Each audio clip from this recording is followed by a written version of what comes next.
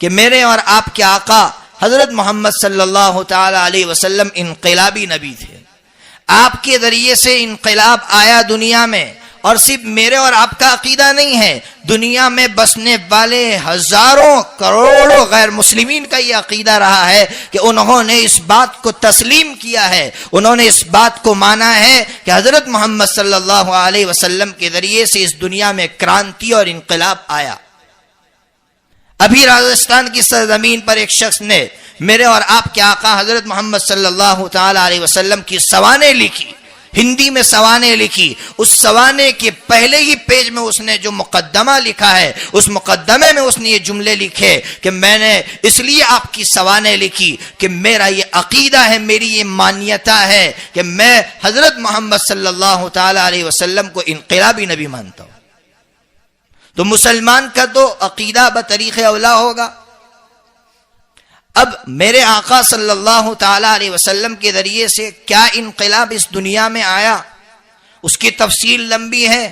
علماء کرام بیٹھے ہوئے ہیں، وہ رہبری فرمائیں گے. اگر کوئی بہت زیادہ شوقین شخص ہے تو اس کو حوالہ دے دیتا ہوں مختصراً. اگر وہ یہ دیکھنا چاہتا ہے کہ میرے آقا کے ذریعے سے اس دنیا میں کیا کیا انقلابات آئے، تو سیرت کی مختصر سی کتاب، چھوٹی سی کتاب خطبات مدراس، اس کو پڑھے، پھر اس کے اندر سے وہ نتیجہ نکالے کہ میرے آقا صلی اللہ علیہ وسلم کے ذریعے سے کیا انقلاب آیا. سب سے بڑا انقلاب یہ آیا کہ میرے آقا صلی اللہ تعالی علیہ وسلم اس دنیا سے اس حال میں تشریف لے گئے کہ میرے آقا نے صحابہ کرام کو اسلام کی دولت عطا فرمائی.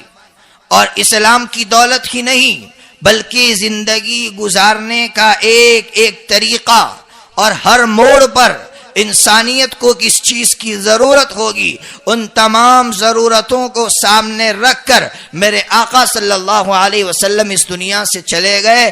صحابہ کرام کو اسلام کی دولت عطا فرمائی، اور گویا زبان حال سے میرے آقا صلی اللہ علیہ وسلم نے اپنے صحابہ سے یہ کہا تھا کہ اے میرے صحابہ، یہ اسلام کی دولت تمہیں دے کر جا رہا ہو، جاؤ تم ایک چوراہے پر کھڑے رہنا، اور اس چوراہے پر جو بھی انسان گزرے، وہاں سے جو بھی انسان گزرے، اس کو یہ اسلام کی دولت تقسیم کرنا. میں اور آپ اس بات کی گواہی دیتے ہیں کہ صحابہ کرام نے آپ کی اس امانت کو دوسروں تک پہنچایا، اور دنیا کے جس خطے میں گئے اسلام کی دولت کو تقسیم کیا. رومن امپائر میں گئے، اسلام کی دولت کو تقسیم کیا. پرشین امپائر میں گئے، اسلام کی اس دولت کو تقسیم کیا. وہ روم کے سپر پاور طاقت کے چیف آف آرمی کے سامنے گئے تو انہوں نے اس دولت کو تقسیم کیا. وہ مرعوب نہیں ہوئے، انہوں نے اسلام کی اس دولت کو تقسیم کیا. جب انہوں نے اللہ کے رسول کی اس امانت کو دوسروں تک پہنچایا تو اللہ نے انہیں دنیا میں کامیاب فرمایا اور دنیا میں انقلاب آیا. لیکن میرے بھائیوں، ہم زبان سے تو کہتے ہیں میرے آقا انقلابی نبی ہے، لیکن ہم حال سے یہ کہہ رہے ہیں نعوذ باللہ کہ میرے آقا صلی اللہ علیہ وسلم انقلابی نبی نہیں ہے. کیسے؟ کہ میرے آقا نے اسلام کی دولت دی تھی اور کہا تھا کہ جاؤ چوراہے پر کھڑے رہ کر اسلام کو تقسیم کرنا. اگر یہودی گزر رہا ہے اس سے کہنا یہ اسلام ہے، کوئی عیسائی گزر رہا ہے اس سے بتانا یہ اسلام ہے، کوئی ہندو گزر رہا ہے اس سے بتانا یہ اسلام ہے. یہ قانون ہے خدا کا. لیکن ہم نے کیا کیا؟ آج ہم صحابہ کرام کی طرح اس چوراہے پر کھڑے ہیں، لیکن کل صحابہ کرام کے ہاتھوں میں اسلام کی دولت تھی، آج ہمارے ہاتھوں میں بھیک کا کٹورا ہے. اور ہم اپنی زبان حال سے یہ کہہ رہے ہیں اے یہودیو، اے یہاں سے گزرنے والو، نعوذ باللہ میرے آقا نے نکاح کا کوئی طریقہ ہم کو نہیں بتایا، اس لیے اے یہودیو نکاح کا طریقہ دے دو، اس میں نکاح کی بھیک ڈال دو.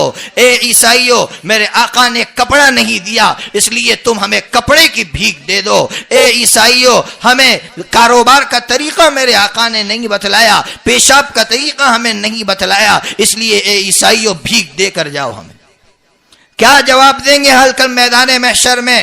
اگر میرے آقا نے پوچھ لیا کہ میں ایک انقلابی نبی تھا، اور سب سے بڑا انقلاب یہ تھا کہ میں اس دولت کو دے کر تمہیں گیا تھا، اس دولت کو تقسیم کرنا، تم نے اس دولت کو تو لینے کے بجائے اور اس کو تقسیم کرنے کے بجائے اپنے ہاتھوں میں بھیک کے کٹورے رکھے، اور مجھ پر یہ الزام ڈالا کہ میرے آقا ہمیں لباس دے کر نہیں گئے، میرے آقا ہمیں کوئی طریقہ دے کر نہیں گئے۔ کیا جواب ہوگا ہمارے پاس؟ شادی بیاہ میں ہم خرافات کرتے ہیں، سنت کے خلاف کام کرتے ہیں، کبھی ہم نہیں سوچتے کہ یہ جو کام ہمارے معاشرے میں ہو رہے ہیں کہیں یہ بھیک لیا ہوا کام تو نہیں ہے، کہیں الزام تو نہیں ڈال رہا ہوں میں میرے آقا صلی اللہ تعالی علیہ وسلم پر۔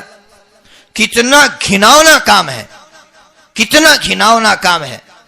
اس کام کے انجام کو ہم سوچے کہ میں کتنا گھناؤنا کام کر رہا ہوں۔ جب کوئی انک میں اور پینٹ شرٹ پہن کر جب نکلتا ہے اور اپنے تئیں یہ سوچ رہا ہوتا ہے میں کتنا ہینڈسم دکھ رہا ہوں، اور وہ یہ سمجھ رہا ہے مجھ سے بڑا کوئی نہیں، تو میں اپنے دل میں کہتا ہوں اس سے بڑا فقیر بھی کوئی نہیں، کیونکہ یہ تو بھیکاری ہے۔ یہ کہہ رہا ہے کہ میرے پاس لباس نہیں تھا، میں بھیک مانگ کر لے آیا۔ جب شادیوں میں بہت زیادہ خرافات ہوتی ہے اور وہ مالدار بہت خوش ہو رہا ہوتا ہے، تو میں کہتا ہوں اس سے بڑا بھیکاری معاشرے نے اور سوسائٹی نے نہیں دیکھا ہوگا۔